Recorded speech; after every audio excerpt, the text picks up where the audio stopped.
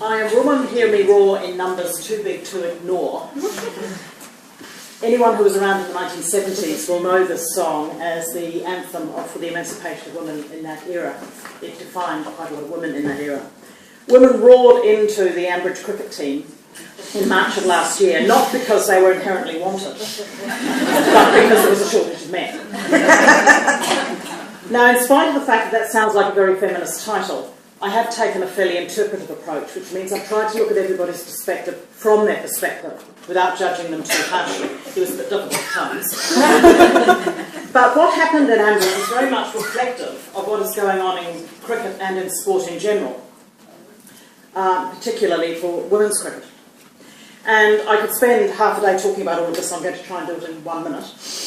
Women can play cricket quite well, but they have high talent and low profile.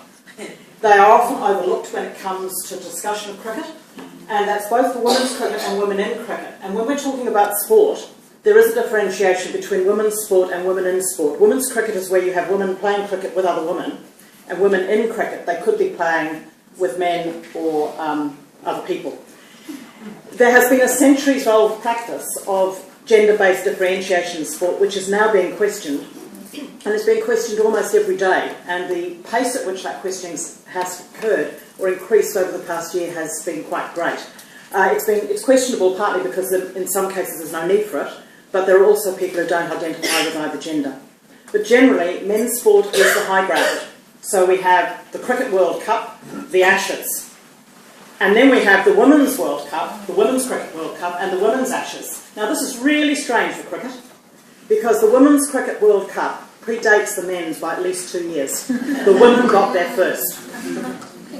The English women's cricket team, which includes women from England and Wales, but that's another story, has a very long history. It has won the Women's World Cup 4 times.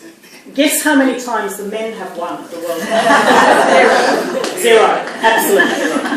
Yet, in spite of a lady called Rachel Flint doing a lot to ensure that women received equal pay, women's cricket is still marginalised. It receives lower attention by academics, and we're as bad as everybody else, and by the media and by audiences. And generally speaking, in most sport, gender exclusion has not been acceptable at club level for a long time.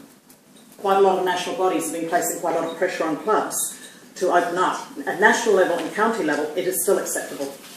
So in a sense, the discussion in Ambridge is a little bit behind the times. So what has happened in the lead up to the story? Well, a lot of the lead up to the story doesn't actually come from cricket, it comes from golf. The women's cricket world team, as I've mentioned, has already been very successful. In 2016, which is probably when the storyline was being put together, the St Andrews Golf Club was under a lot of coverage, and received a lot of negative coverage because of its changing facilities. And it's the changing facilities and the position of the honours board when clubs merge that actually cause the problems. The women's honours board is often put beside the kitchen, and the men's stays in the main reception area. That's not uncommon. And it's the changing facilities is often the reason why should we, what are we going to do? What are we going to do if we merge? How are we going to change? So in St Andrews, the women's changing rooms were put in a separate building to the iconic clubhouse, and it caused quite a lot of media coverage. The Muirfield Golf Club was still declining to admit women in 2016. They did change their mind last year, largely because a number of tournaments were withdrawn, not because they inherently wanted women. In January of last year, Rachel Flint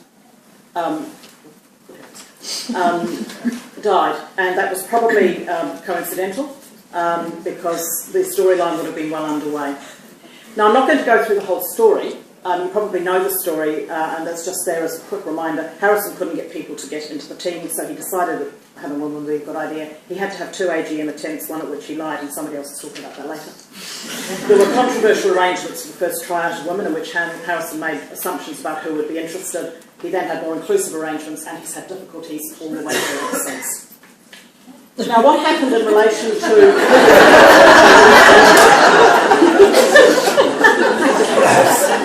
Harrison was right.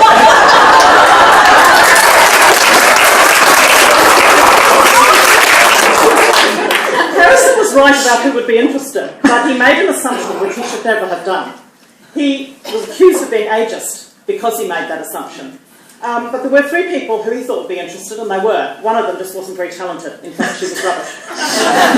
Susan, once she had proved that she was very, very good at playing cricket, then had no difficulty in saying, sorry, don't do this.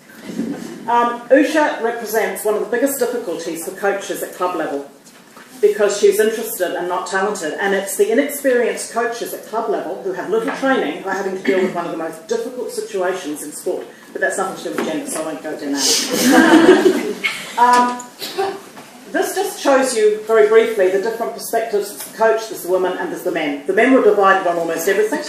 The women were initially excited, then offended. They caused havoc at nets, and then they were very successful in some games. And the coach was stressed just about all the way through, and he based his selection for matches on attendance rather than talent.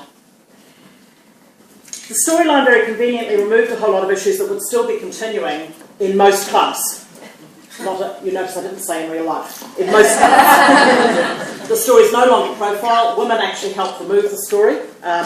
Christine gave the money for the changing rooms, and Caroline died, and so the issue of lying went away.